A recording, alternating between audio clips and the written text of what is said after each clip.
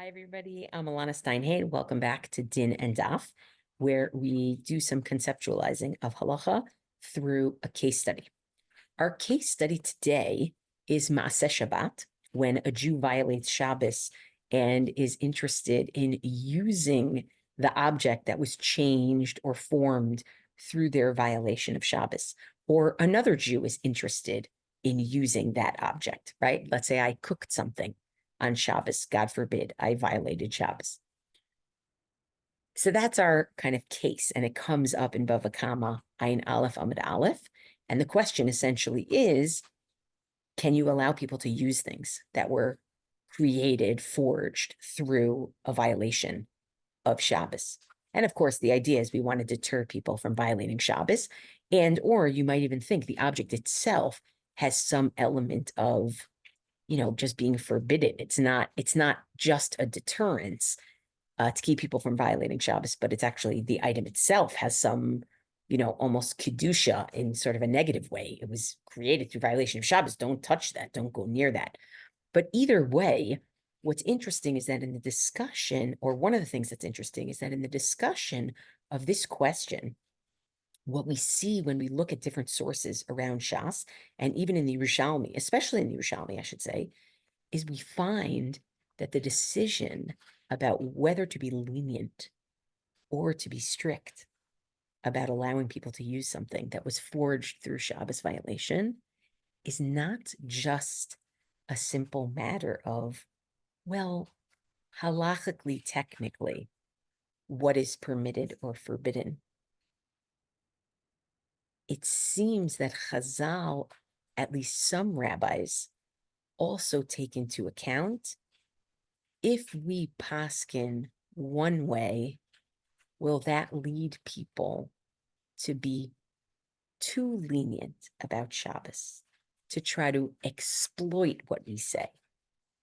Should there be certain people where we paskin more strictly to keep them from exploiting a leniency or from being lax with Shabbos?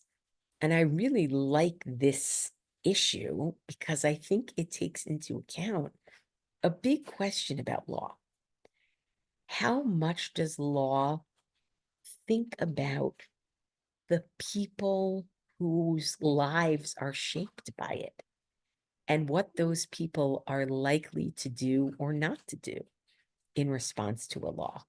How those people are likely to react, whether it's realistic that the standards that are set will actually be maintained, and how much do you take that into account? So I think it's a great meta halachic question. So let's jump in, starting with Bava Kama Ayin Aleph Amud Aleph, where we do see three approaches to what do you do about Maase Shabbat, meaning the item that was created or forged through the violation of Shabbos. Which Jews, if any, would be permitted to use it, and when?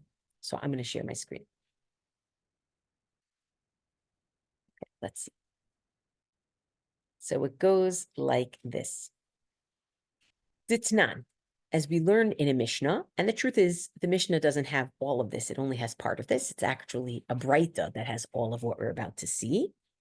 But Ditnan, Hamivashel b'Shabbat, one who cooks on Shabbos, of course, a violation of Torah law. B'Shogeg Yochal, if they did so unwittingly, they didn't know it was Shabbos, they didn't know it was usher to cook, one or the other. Yochal, they can eat it even on Shabbos. Very lenient. B'mezid lo yochal. But if they did it on purpose, they knew it was Shabbos, they knew this was usher, they cannot eat from it. And Rashi explains, on Shabbos they can't eat from it, nor can anyone else. But after Shabbos, they can, and so can other people. Divi Rabbi Meir, this is Rabbi Meir's approach. Pretty lenient, actually, right? Doesn't make this thing totally verboten. Even if it's b'shogeg, you can even eat it on Shabbos, even the person who violated Shabbos.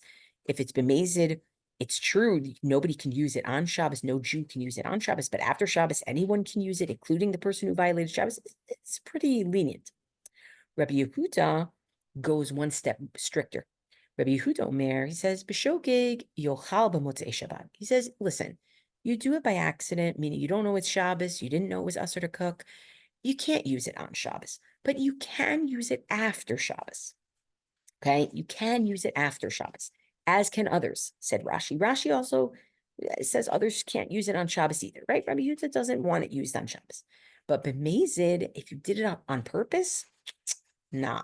Lo yochal olamit, the person who did the violation should never eat it. Can never eat it. I mean, what are you doing here? Whether this is a matter of deterrence or it's a matter of the item itself just becomes verboten because Shabbos malacha was done with it, the person who violated Shabbos, you're not going to let them eat something that they purposely violated Shabbos to make.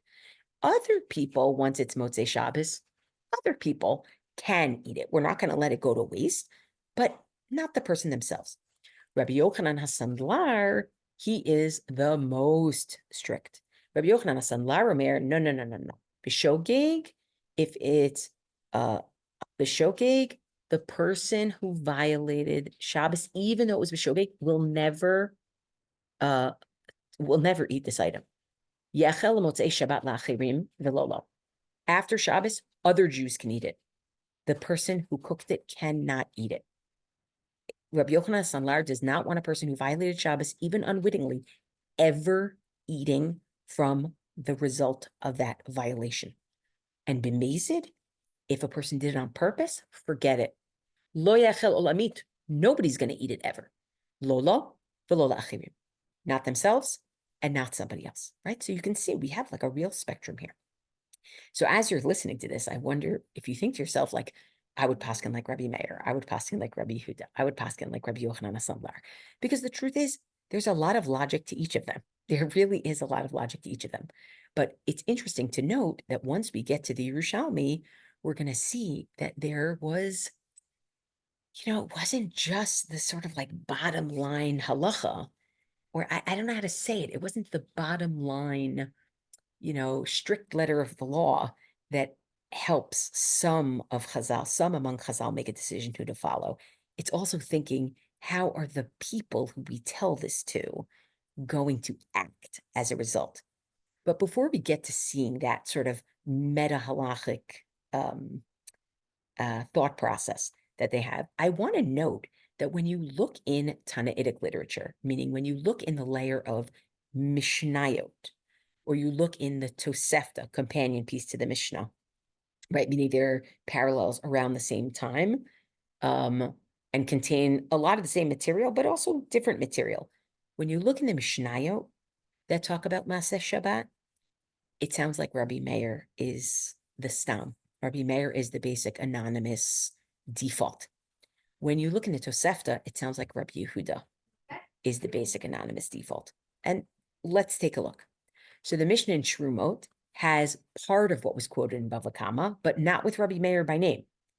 Ha-me'aser, somebody who tithes, meaning gives a tenth of their produce, that separates a tenth of their produce, right? Or, by the way, gives truma, separates truma for the Kohen, right? Maser for the Levi, truma for the Kohen. What's wrong with doing that on Shabbos? It's essentially repairing the rest of the food that it's part of. That food isn't allowed to be eaten until Maser is taken or Truma is taken. So you're mitaken or mitakenet on Shabbat. You're repairing something on Shabbat, so you're not allowed to do it. But let's say you did, right? Someone is Maser or mivashel or cooked b'Shabbat on Shabbos, shogeg yochal. If they did it unwittingly, they may eat from it, presumably on Shabbos itself. Mezid lo yochal. If they did it on purpose, they shouldn't eat from it. Again, presumably on Shabbos. It sounds like Rabbi Meir, right? It doesn't say Rabbi Meir's name, but it sounds like Rabbi Meir. And even more surprising, I would say, is the Mishnah in Chulin, which seems to indicate that if you violate Shabbos, even on purpose, you yourself, the violator, will at some point be able to partake of that Maaseh Shabbat, which is, it's Rabbi Meir. Let's take a look. It says, Hashochet b'Shabbat u'b'Yom Kippurim, somebody who slaughters an animal on Shabbos and Yom Kippur, af al pi shemitchayev b'nafsho, even though the person is now causing themselves to have to get the death penalty, meaning They did it on purpose. You don't get the death penalty if you do something in shogeg. They did it on purpose. Shchita tokshera, the shchita is kosher, right? The shchita is kosher. So who's the only person of the three, Rabbi Meir, Rabbi Yehuda, and Rabbi Yochanan HaSandlar, who would say that in a case of mazid, this thing would be kosher, meaning it could be eaten by the violator and by other people? It's only Rabbi Meir. Yeah, you have to wait till after Shabbos, or after Yom Kippur, obviously. But sounds like Rabbi Meir, right? Again, his name is not here, but that's what it sounds like. So it sounds like the Mishnah, when you look in Shas Mishnayot, it sounds like the Nitiyah, the sort of leaning is towards a more Mekel Rabbi Meir. Not as much when you look at the Tosefta. Now, the Tosefta actually in Shabbos does record our whole conversation that was in Bava Kama, and then some actually, but it's anonymous. Some of its anonymous statements sound like Rabbi Yehuda. Take a look. Hasholchik b'Shabbos b'shogeg, somebody who slaughters an animal on Shabbos unwittingly, right? Parallel to this Mishnah in Chulin, but a little bit different. It's not Yom Kippur, and here it says it's shogeg, right? What happens? Yochal motzei Shabbat. They can eat it on Saturday night. It's Rabbi Yehuda. And b'mezid, if they did it on purpose, lo yochal, they can't even eat it Saturday night, right? This is Rabbi Yehuda. This is Rabbi Yehuda. Fine. So we have Mishnah looking very mekel, Tosefta looking a little bit more machmir. But by the way, we haven't seen a representation in any anonymous statement in the Sifrut Tanait, in Tanaitic literature, that's as machmir as Rabbi Yochanan HaSandlar, right? But wait for it. Here comes the Yerushalmi, because Rav likes Rabbi Yochanan HaSandlar, and we're going to see why. So Rav, the Babylonian Amora, Kadhave Mora b'Chaburate Mori Rabbi Meir, when he was teaching his students, meaning when he was ruling for his students, right? More is also More Hora'ah. He's ruling for his students. He ruled like Rabbi Meir. He ruled the most mekel, right? But Bitzibure, but in public, who do you rule like? Rabbi Yochanan HaSandlar, the most machmir. Isn't that interesting? It's like he's taking into account who he's talking to. When I'm talking to my students who I know are very machmir on Shabbos observance, they're going to be very careful. I say to them, look, you be lenient like Rabbi Meir, because that's who I really think the halacha follows. But when I'm talking in public and I don't know who's listening to me and whether they're lax on Shabbos or not lax on Shabbos, I'm going to go with the most machmir to keep them from violating Shabbos and to let them know whether it's b'shogeg or b'mezid, you're never going to get to use it. So don't bother. Be more careful, right?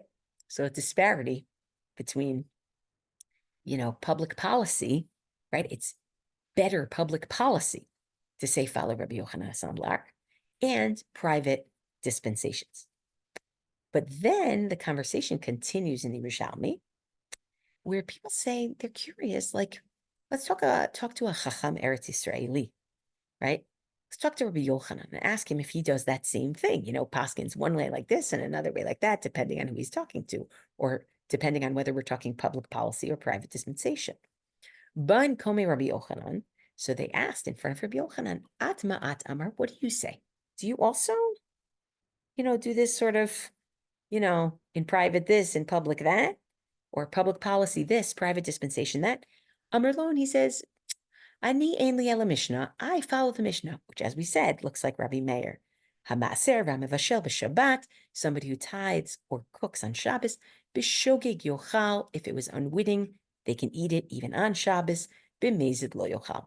If it was purposeful, they cannot eat it on Shabbos, but on Motzei Shabbos they can. Meaning, I'm not going to distinguish depending on who I'm talking to and who I'm not talking to. This is how I paskin. Okay, I paskin like Rabbi Meir, and it's mekel. So Rav Chisda hears this, and Rav Chisda is Babylonian Amora too. Shama Rav Chisda v'mar. Rav Chisda hears this and says, "Hutru Shabbatot. What are you doing? You're literally. It's like we say something is hutra. It's like now everything is permissible. You have literally untied, like lahatir is literally to untie, right? Like matir asurim, to untie those who are tied up, to release prisoners.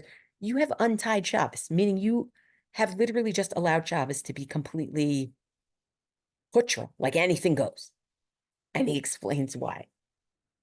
I mean, it's not like he's saying anything good. He's following Rabbi Meir. He says, well, Lochein Amar Rav Huna b'shem Rav. Didn't Rav Huna say this in the name of Rav? Vitani Rabbi Chia came, and Rabbi Chia also said the following, and he's going to tell us what the following is, but I want to give us a little bit of a sort of like a preamble to it. The case that they're about to talk about is not a case of cooking on Shabbos. It's a slightly different case. It's a case of leaving something on the stovetop before Shabbos until Shabbos comes in. Now, I want to clarify this. This is really important. It's an important area of halacha. And for those who learned Gemara Shabbos in Daf Yomi, the third parak of Shabbos talks about this, parak Hakira. This issue is rabbinically, we are not permitted to leave food on the stovetop before Shabbos into Shabbos unless any of the following are true. Unless the food is already edible, and a discussion of what it means it's cooked until it's edible. To what degree does it have to be halfway cooked, a third way cooked, completely cooked? That's not my issue right now.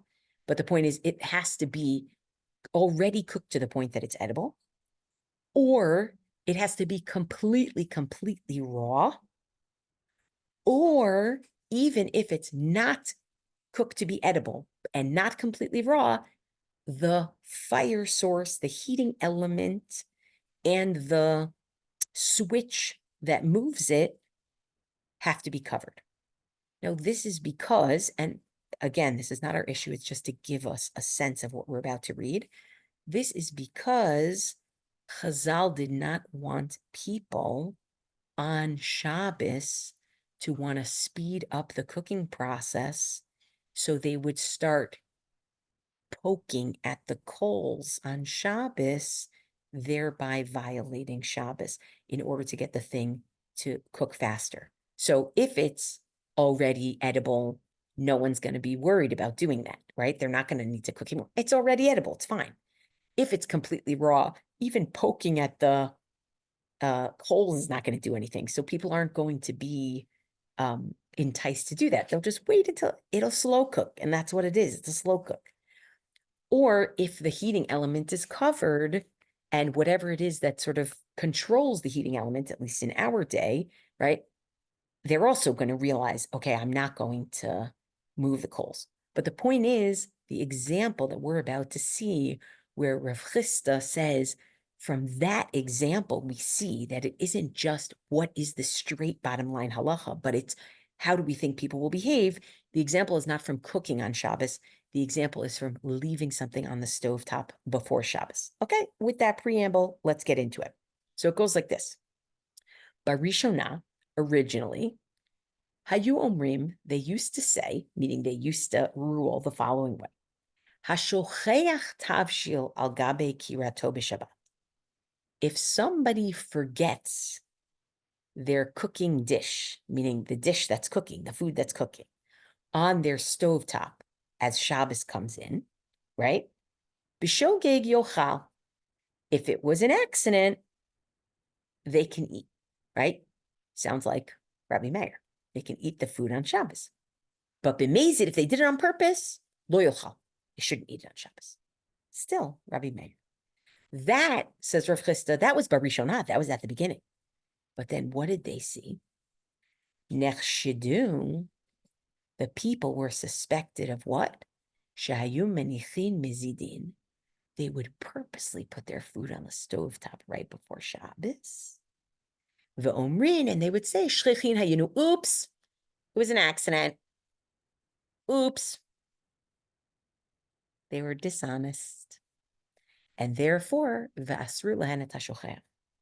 Therefore, the rabbis changed their ruling. They said, no, even somebody who forgets that dish on the stovetop before Shabbos, they can't eat it on Shabbos, right? And this, Rav Chisda, that's what he wants to see his rabbis doing. He wants to see them being extra machmir so that people don't pretend, oh, I did a b'shogeg, when they really did a b'mezid. So don't be lenient when they do a b'shogeg, because if you're lenient when they do a b'shogeg, even when they're b'mezid, they'll pretend they did a b'shogeg. People lie. That's what people do. By the way, people lie to themselves, right? So he says, Va'at Amar Halakhah, and you, says Rav Chisda to Rabbi Yochanan, you're going to be so makil on Mivashel b'Shabbos. I mean, this was even, they were just leaving the food on from before Shabbos.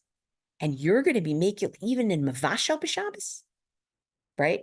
Now, he doesn't say it, but I'm thinking to myself, leaving food on before Shabbos, that's only an Isser D'Rabbanan. Bishul on Shabbos, that's an Isser D'Oraita, cooking on Shabbos. So Rav Chisda is scandalized. He's like, Rabbi Yochanan, why don't you want to be more careful? Don't give people an out that if they did something b'shogeg, they can eat on Shabbos. Don't follow Rabbi Meir. They'll lie. They'll say everything was shogeg, right? So what does Rabbi Yochanan say? Actually, Rabbi Yochanan doesn't say anything. Rav Hila says something. And Rav Hila, it's so interesting. The answer could have been, look, I don't take into account what people do or not do. I'm poskening how I'm poskening based on what the halacha should be. And I trust that everybody, is going to be honest, maybe. Or maybe I don't trust, or maybe I just don't think about it at all, right? But Rav Hila doesn't say any of that, right? He doesn't say, oh, we trust people implicitly. He also doesn't say, well, you can't paskin halacha based on bad actors. He doesn't say either of those. Instead, he says, oh, no, it's totally right. In the case of leaving something on the stove beforehand, yeah. People are totally suspected about that. But in the case of Bishul, they actually won't do that, right? Take a look. I'm a Rabbi Hila. I'm actually going to make it a little bit higher. I'm a Rabbi Hila. Rabbi Hila says, Nechshedu liot manichin. People are suspected, or were suspected of being willing to leave something on the stovetop before Shabbos against the rabbinic decree of doing so. But velo nechshedu liot mefashlin.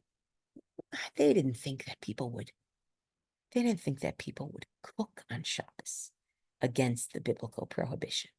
And therefore, kansu b'meniach, they gave a penalty to the people when it comes to leaving something on the stovetop, that even if you say you did it b'shogeg, because we don't really believe you, and we think people will lie and say they did it b'shogeg, you still can't eat the food on Shabbos. But velo kansu b'mivashel, when it comes to bishul, they did not give such a penalty. They did not assume that if somebody said, I did this b'shogeg, I did this by accident, meaning I didn't know it was Shabbos, or I didn't know it was usher to cook on Shabbos, we believe them. We don't think people would lie about that. We don't think people would violate a d'oraita like that and lie about that. And what's interesting is that Rabbi Hila is not just saying something in the abstract. He's actually saying, like, that particular example that Rav Chisda was quoting, and saying to Rabbi Yochanan, how could you be so lenient? I mean, look at the situation where they were noticing that people were suspected of leaving something on the stovetop before Shabbos, and so they changed their ruling to be more machmir. And Rabbi Hila says, yeah, that was only about people putting things on the stovetop. It wasn't about violating Shabbos. It wasn't about cooking things on Shabbos. It was about leaving something on the stovetop before Shabbos into Shabbos that could maybe result in somebody stoking at coals, right? Which is different. These are two different things. And you could argue that in some ways what it's saying is, we don't assume that people are going to violate a d'oraita and lie about it, or at least an Isser Shabbos d'oraita and lie about it. An Isser d'Rabbanan maybe, but not an Isser Shabbos. Or you could put it a little differently, even if they're not in their minds distinguishing between a d'Rabbanan and a d'oraita. You might say, look, I can understand somebody Friday afternoon, they left something on. I did it on purpose. I did it by mistake. They're going to find some justification. But who would lie about straight up putting food on a stovetop on Shabbos? Nobody's going to do that. People have limits. They might not even think in categories of d'Rabbanan and d'oraita, but they're thinking of before Shabbos and on Shabbos. People know, right? So that's kind of an interesting next step in this conversation. Are there places where we don't trust people and places where we do trust people? Are there things that we think people would be willing to violate and things that they wouldn't be willing to violate, right? So far in our question of how much does halakhah take into account people's human proclivities to maybe be dishonest, to maybe exploit, to maybe try to get a little bit extra. It seems like Rav, who said in the privacy of his own group of students, he would teach them Rabbi Meir, but in public, he would teach Rabbi Yochanan HaSandlar. In private, he was lenient. Public policy, he was strict. Sounds like he was basically saying, I know the people, and when I know these people, I can tell them this. And when I'm talking to the world here, and I don't know everybody in every situation, I'm going to be a little more cautious and circumspect. Then we have this example with Rav Hila, which is his way of explaining Rabbi Yochanan, which is, look, there are certain things about which the average person might be a little dishonest. But there are certain things where we assume that the average person is completely honest. And so it's less about, is it this person who I'm talking to or that person who I'm talking to? And it's more about, well, what is the issue in question? I don't think people are dishonest about everything. I don't think people are exploitative about everything. Some things, yes, some things, no. Now, when you look at the Bavli and Chulin, and with this we're going to end, you find a third approach. And, these are all connected to each other, of course, right? Is it these people or those people? Is it the this violation or that violation, right? And the Bavli and Chulin on Tedvav, it also has a version of, is it this people or those people?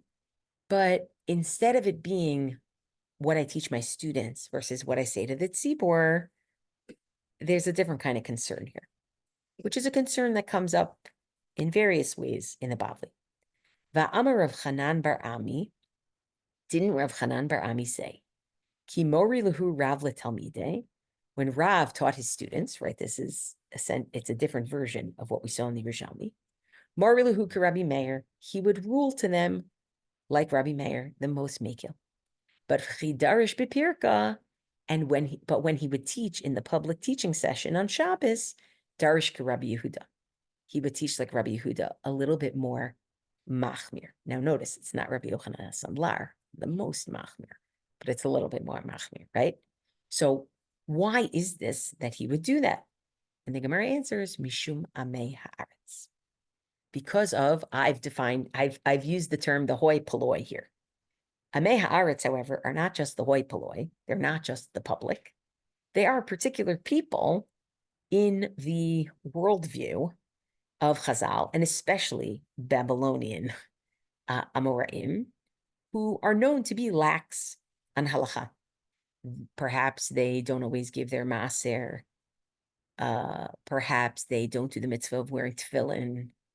Perhaps they don't say Kriyat Shema. Perhaps they don't serve Talmidei Chachamim, so they don't find out how people practice. They just have sort of the on the books, quote unquote. Not that there were too many books then, but on the books. But the point is, there's a particular group of people who supposedly Rav is looking at and saying, I want these people to think that we're more machmir on this, right? It's going to keep them from becoming more megal. Now, I look at this as a little bit different than just what he taught in public versus what he taught in private, or how he ruled in public versus how he ruled in private, because when I see that there's a particular group of people, the Amei Haaretz, which is a particular group of people who he has in mind, I wonder if that's a group that's, more of a subset of the tzibor, and actually he has more grounding to think that they're going to be lax, right? Because he knows that they are, right? That's how they're known already. So it's kind of an interesting thing. What I think is great is that for the most part, Halakhah follows Rabbi Yehuda. Halakhah follows Rabbi Yehuda. There are a few people, the Vilna Gaon and their Balei Tosfot, who paskin like Rabbi Meir, but for the most part, it's Rabbi Yehuda, the middle of the road. And I just think it's wonderful to see that even though the Mishnayot in their anonymous layer, Rabbi Meir, sound like Rabbi Meir, even though Rav wanted to paskin or would paskin privately like Rabbi Meir, Even though Rabbi Yochanan wanted us to follow Rabbi Meir, even so, we paskin like Rabbi Yehuda. The Bavli tries to read the Mishnah in Chulin, Aleph, like Rabbi Yehuda. And perhaps we are taking into account here the need to keep in mind that sometimes when you give people an inch, they take a foot, maybe. Thanks, everyone.